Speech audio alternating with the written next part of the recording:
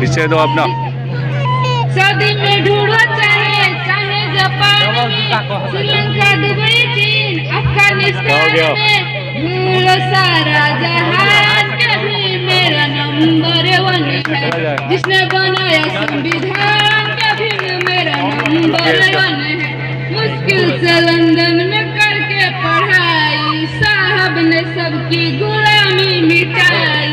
मुश्किल से लंदन में करके पढ़ाई, साहब ने सबकी गुलामी मिटाई। न किसी तीर से न ही तलवार से दुश्मन पे वार किए, शिक्षा के धार से कर दिए शिक्षा आसान कभी मेरा नंबर 1 है। जिसने बनाया संविधान कभी मेरा नंबर 1 है। आगे बढ़ाना है अपने समाज को, छोड़ो पखंड, जानो अपने इतिहास को। महान संत शिरोमणि रविदास जी के चरणों में श्रद्धा सुमन अर्पित करते हुए एवं इस सभा में उपस्थित आदरणीय अध्यक्ष महोदय, कुशीनगर से आए हुए आप सभी भंते गुरुजनों, आदरणीय भंतारी पूज्य एवं प्रदेश अध्यक्ष ज्ञान रत्न गणेश जी, प्रदेश उपाध्यक्ष माननीय द्वारिका राम जी एवं आप सभी माताएं, बहनें, भाइयों, पिता श्री अभिभावक, आप सभी का मैं इंजीनियर सुरेंद्र राम अभिनंदन करता हूं, नमन करता हूं। जैसे कि समय की पाबंदी है, मैं आप सभी के बीच बहुत ही प्रैक्टिकल बात करने जा रहा हूं। बस एक बात सोचिए कि आप सभी इकट्ठा क्यों हुए हैं यहाँ पे। बाबा साहब का 3 संदेश था, शिक्षित बनो, संगठित बनो और संघर्ष करो। आप इसको थोड़ा सा समझ के देखिए। बोला क्या है, बुद्धम शरणम गच्छामि। बुद्धम शरणम गच्छामि क्या है जी? बुद्धम शरणम गच्छामि का मतलब है बुद्धि की शरण में जाओ, बुद्ध की शरण में नहीं जाओ। जैसा पहले बता के गए हैं लोग, माननीय वक्ता लोग, मानो तो जानो या अपतितो भव। तो मतलब साफ है, बुद्धम शरणम गच्छामि का जो दूसरा पर्यायवाची है, जो बाबा साहब डॉक्टर भीमराव अंबेडकर हम लोग को बता के गए हैं, शिक्षित बनो, है ना। जो दूसरा शब्द है संगम शरणम गच्छामि, बाबा साहब का उस दूसरे शिक्षित बनो, संगठित बनो। एवं जो तीसरा है संघर्ष करो, क्या है वो? धम्मम शरणम गच्छामि। अब कहने का मतलब है कि हमारी जो संस्कृति है, मैं आपको इस मंच से पूरी जवाबदेही के साथ बोलना चाहता हूं कि इस देश की संस्कृति बौद्धमय संस्कृति है। और जो आज हम सभी पाखंडों में रह रहे हैं, पाखंडों की बात कर रहे हैं, कोई उत्सव मनाने की बात करते हैं या उस पाखंड के माध्यम से किसी त्योहार की बात करते हैं, तो कहीं ना कहीं ये इस तरफ इशारा करता है कि अभी भी हम उस पाखंड और गुलामी की जंजीर से निकल नहीं पा रहे हैं। अब समझने वाली बात है कि आखिर इतना संदेश और इतना महान विचार आपके संतों का है, आपके अपने बहुजन महापुरुषों का है, इतना बढ़िया इतिहास आपका है। मैं आपको बताऊं कि आप एक बार किताब पढ़ के देखिए, चमारों का गौरवशाली इतिहास। मैं पूरी जवाबदेही के साथ बोल रहा हूं कि आप इस किताब को पढ़ के देखिए, चमारों का गौरवशाली इतिहास। आप पढ़ के देखिए चौवर और उनका साम्राज्य। आपको अपनी महान संस्कृति और महान सभ्यता पे गर्व होगा, जो आप ये पूरी काल्पनिक मनगढ़ंत मनवादियों के ढकोसले में जो जी रहे हैं। असल में इनसे मुक्ति पाना है आपकी आजादी का एक मार्ग।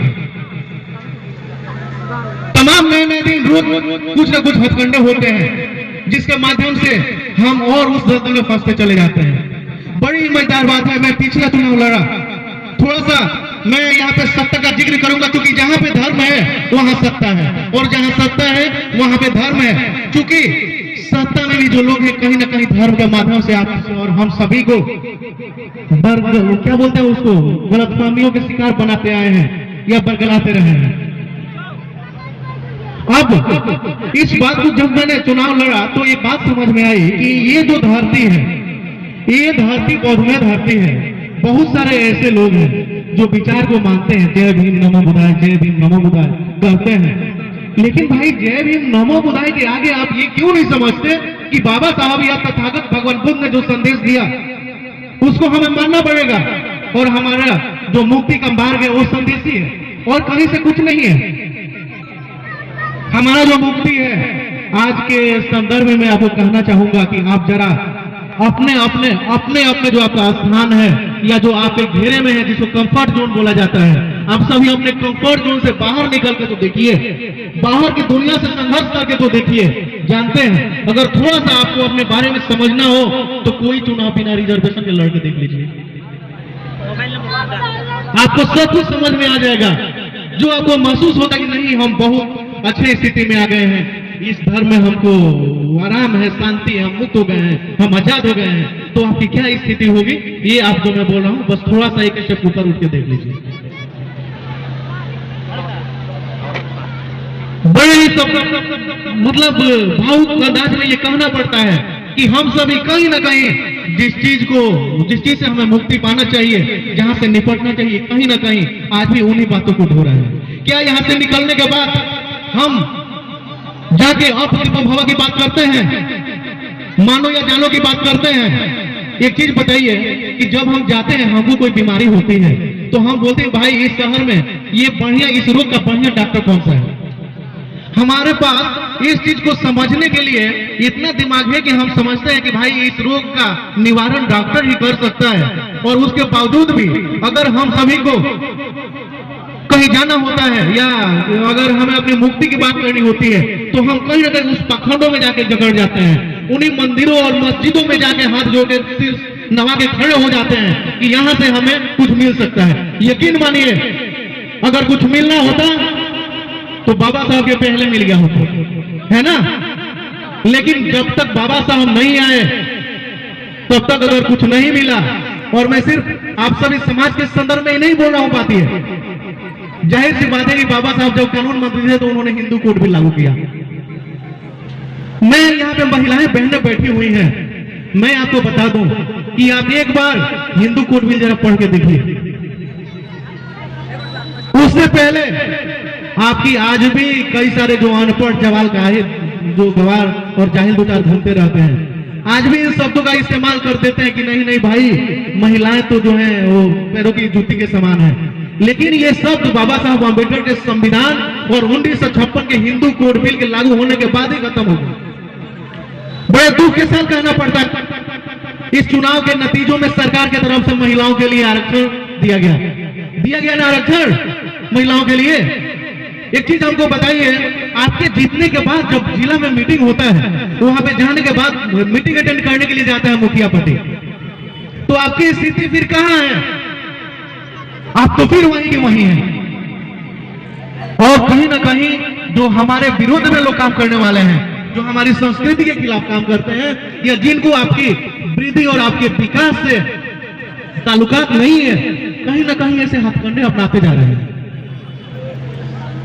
इस धम्म दिवस के माध्यम से बहुत कम समय और लेते हुए मैं आपसे आश्वस्त करना चाहूंगा, और मैं आपसे यह आश्वासन लेना चाहूंगा कि जब आप यहां से निकले तो एक बात जरूर मान के जाए कि भाई जो सही लगे मैं वही करूंगा, मैं किसी के पाखंड में बिल्कुल नहीं आऊंगा। और जाहिर सी बात है, जो सही लगे वही मैं करूंगा। यही तो बौद्ध धर्म है, यही तो है बुद्धं शरणं गच्छामि, यही तो है मानो तो जानो, यही तो है विज्ञान की शरण में जाओ। ये पहली बार तथागत भगवान बुद्ध के पहले किसी ने नहीं बोला। यही तो है कि जो मुझे अच्छा लग रहा है, अच्छा नहीं, जो मेरे लिए हितकारी है, अगर मैं कर रहा हूं, यही तो बौद्ध धर्म है। हम मानवता की बात कर रहे हैं, इंसान की समानता की बात कर रहे हैं, यही तो बौद्ध धर्म है, और यही तो बुद्धिज्म है, यही बुद्धिवाद है। तो मैं आप सबसे, खासकर जो माताएं और बहनें आप लोग बैठी हुई हैं, यकीन मानिए कि अगर आप लोग 10% भी इन बातों को अपने घर पे जाके इसको लागू करना शुरू कर दिया ना, मैं आपको सही में वादा करता हूं कि क्रांति हो जाएगी। अरे भाई, जो विश्वास नहीं है मुझे एक चीज बताइए कि गोबर चाहे किसी जानवर का हो, चाहे कोई भी गोबर हो, वो तो है अवशिष्ट ही ना। अब कोई हमसे गोबर पूजवा लेता है, हम पूज देते हैं उस गोबर को, तो ये हमारी शिक्षा और समझ और समझदारी का कहां परिचय है?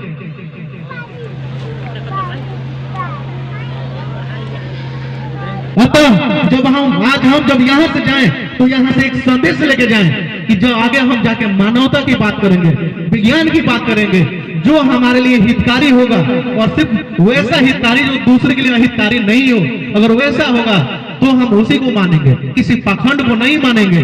अगर हम ऐसी बात करें, और हम दूसरों की बात क्यों करें? हमारा इतिहास इतना गौरवशाली रहा है। इस देश के शासक मौर्य साम्राज्य 10 शासक रहे हैं, उसके बाद बृहद्रथ रहे हैं, बृहद्रथ के बाद हमारा चंवर वंश रहा है।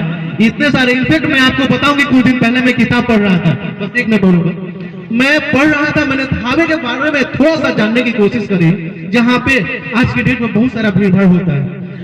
कुछ वैसे साक्ष्य उपलब्ध है कि वो जो है बौद्धिक कालीन का एक बहुत ही बड़ा शिक्षण केंद्र है। आज के डेट में तो विश्वविद्यालय बोल सकते हैं, वो है थावे, उसको छिपाया गया है। आप यकीन मान के देखिए कि थावे के आसपास का जो गांव का नाम है बेदी टोला है। बेदी टोला क्या है भाई? जहाँ पे वेद पढ़ाया जाता है वो बेदी टोला हो सकता है। उसके बाद विदेशी टोला है। क्या है विदेशी टोला? उस समय भारत की ऐसी भूमि रही है, नालंदा विश्वविद्यालय में अंतर्राष्ट्रीय स्तर के छात्र पढ़ने के लिए आते थे। तो विदेशी टोला जो है वो अंतर्राष्ट्रीय स्तर के छात्र पढ़ने के लिए आते होंगे, तो विदेशी टोला हो गया। ऐसा गौरवशाली है आपका इतिहास, हमें दूसरों से कोई लेना देना नहीं है। जब हमारा इतिहास इतना गौरवशाली है तो हमें अपने आप पे फक्र होनी चाहिए, और हमें यह मानने में कतई गुरेज नहीं करनी चाहिए कि हम ही सर्वश्रेष्ठ हैं, हम इस देश के शासक हैं, और दोबारा इस सत्ता और इस अपने आप को सर्वश्रेष्ठ करने के लिए जो भी कदम लेना होगा तो हमको लेना चाहिए। और इनफैक्ट जिम्मेदारी के साथ मैं बोलता हूं कि वो कदम बाबा साहब के संदेशों पे जाके ही हो सकता है। और जो उनका संदेश है 3 मंत्र ही है, आपको ज्यादा दिमाग लगाने की जरूरत नहीं है, बस 3 मंत्र ये जान लीजिए, शिक्षित बनो, संगठित बनो और संघर्ष करो। अब शिक्षित बनो मतलब आप एकदम नौकरी पाने के लिए ग्रेजुएट बन के जाके विकास मित्र और शिक्षा मित्र बनने के लिए, नौकरी पाने के लिए शिक्षित मत बनिए। शिक्षा का मतलब ऐसा होना चाहिए कि आपको एहसास होना चाहिए कि सही क्या है और गलत क्या है। बहुत सारे शिक्षित लोग हैं जो नौकरी लेने के बाद, मैं गया था कुछ दिन पहले, ऐसे मैं भी बड़ा भ्रमण करते रहता हूँ, मेरी इच्छा हो गई, 2011 का मसला है, मेरी भी इच्छा हो गई कि जरा मैं देख जाऊँ कि कटरा में होता क्या है जम्मू में। यकीन मानिए कि जब मैं जम्मू गया, वही आप लोग जिनको बोलते हैं कि वैष्णो जी के यहाँ मैं गया, तो वहाँ पे बार बार स्वागत बाटे हे कृष्णा जी अम्बेडकर और मेरे बच्चे को दर्शन जाइए। बार बार स्वागत बाटे हे कृष्णा जी अम्बेडकर, अरे नसरुद्दीन अंसारी जाए देखेंगे एक प्रखंड में जो करलिया ठकुराई गाँव का अपना आप में अहमियत रखेगा। करलिया ठकुराई कल्याणी ऐसा सब कुछ खास करवा। अरे नसरुद्दीन अंसारी जाए भवानी छापर ग्राम के, अरे भवानी छापर ग्राम के स्वागत बा गणेश भाई के, स्वागत बा सारा मंडली के, अरे भाई गणेश राम के, भाई गणेश राम के, भाई गणेश राम के, सारी पुत्र सागर गौतम जी, सारी पुत्र सागर गौतम जी, सागर गौतम जी, सागर गौतम जी। स्वागत बा प्रदेश अध्यक्ष के, स्वागत बा प्रदेश अध्यक्ष के, भाई गणेश राम के, भाई गणेश राम के। जय भीम नमो बुधार, जय भीम नमो बुधार, जय भीम नमो बुधार, जय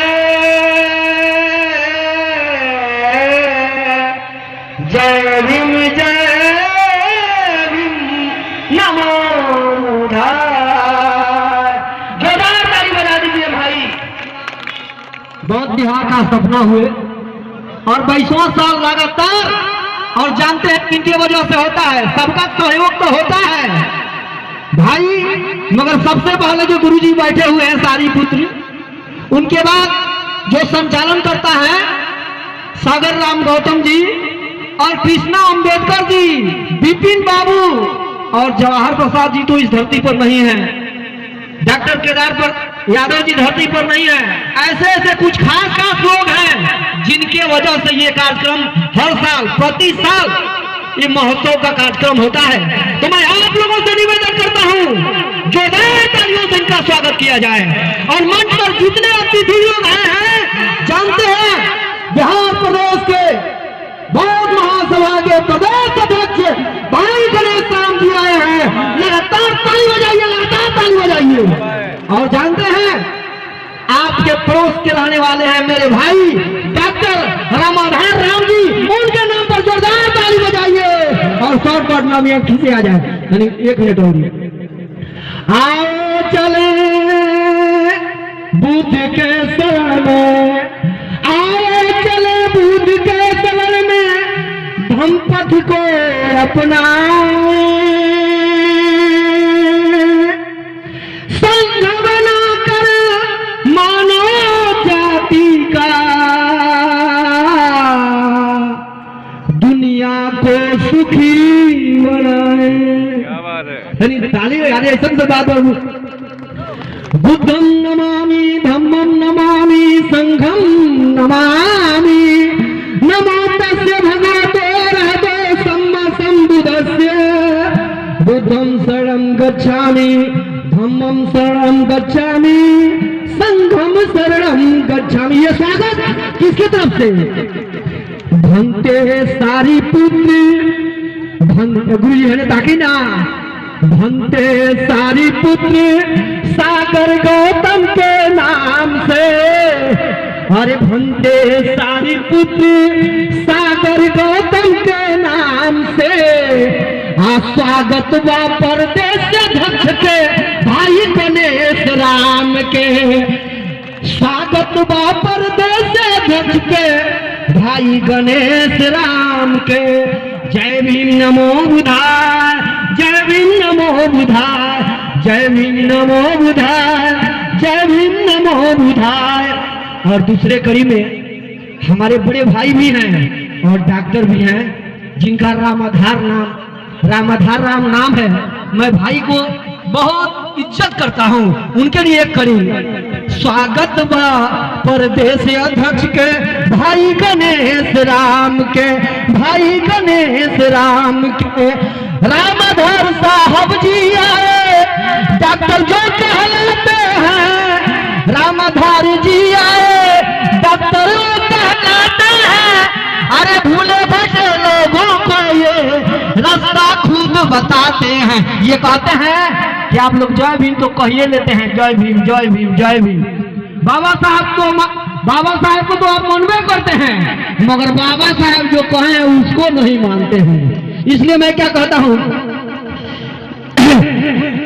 उनका भाई जी के स्वागत करी, भाई जी के स्वागत करी रामधार राम के, अरे रामधार राम के। स्वागत व परदेश अध्यक्ष के भाई गणेश राम के, स्वागत व परदेश अध्यक्ष के भाई गणेश राम के। लास्ट में वरिष्ठ अतिथि के रूप में, वरिष्ठ अतिथि के रूप में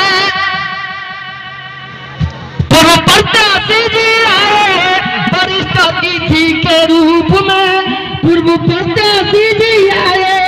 104 विधानसभा, 104 विधानसभा के प्रत्याशी कहलाए। वैसन भाई के